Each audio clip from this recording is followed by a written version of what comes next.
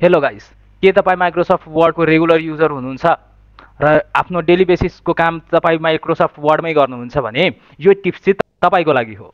जस्तै मानुस् तपाईँले Microsoft वर्डमा type गर्दाखेरि इङ्ग्लिस र नेपाली कन्टेन्टलाई मिक्सअप गरेर टाइप गर्नुहुन्छ भने फर इक्जाम्पल मैले यहाँ कुनै कन्टेन्ट लेख्दिनँ, जस्ट एउटा इक्जाम्पल मात्रै दिन्छु।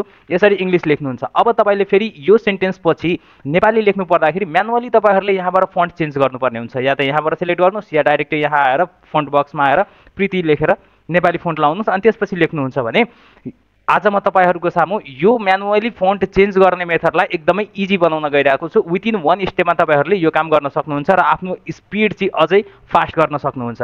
त्यसको लागि हामीले के गर्ने भन्दाखेरि सिम्पली एउटा इङ्ग्लिसको कुनै लेटर लिने एन्ड देन त्यसपछि म्यानुअली यहाँबाट स्पेस दिएर म्यानुअली यहाँबाट चेन्ज गर्ने नेपाली फन्टको फेरि एउटा कुनै लेटर दिने। दुईवटा लेटर भयो, यो दुईटाले कन्ट्रोल ए गरेर सेलेक्ट गर्नुहोस्, कन्ट्रोल एक्सले कट गर्नुहोस् र कन्ट्रोल भीले फेरि पेस्ट गर्नुहोस्। अब पेस्ट गरिसकेपछि यो जुन हाम्रो इन्डिकेटर छ यो इन्डिकेटर तल आइसक्यो। हाम्रो किबोर्डमा 4वटा की दिएको छ एउटा, जसलाई हामीले कम्प्युटरको हात र खुट्टा भनेर चिन्छौँ।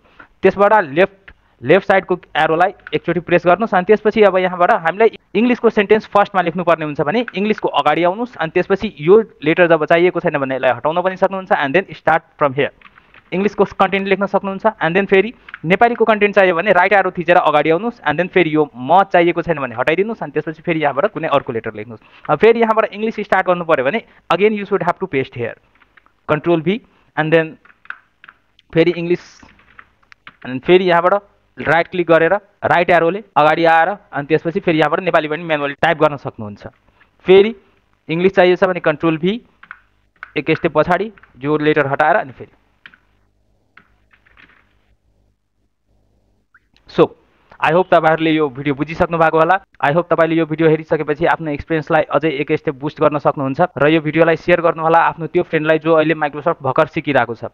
र तपाईँ यस्तै भिडियोहरू हेर्न चाहनुहुन्छ भने मेरो च्यानललाई लाइक र सब्सक्राइब अवश्य गर्नुहोला। Thanks for watching.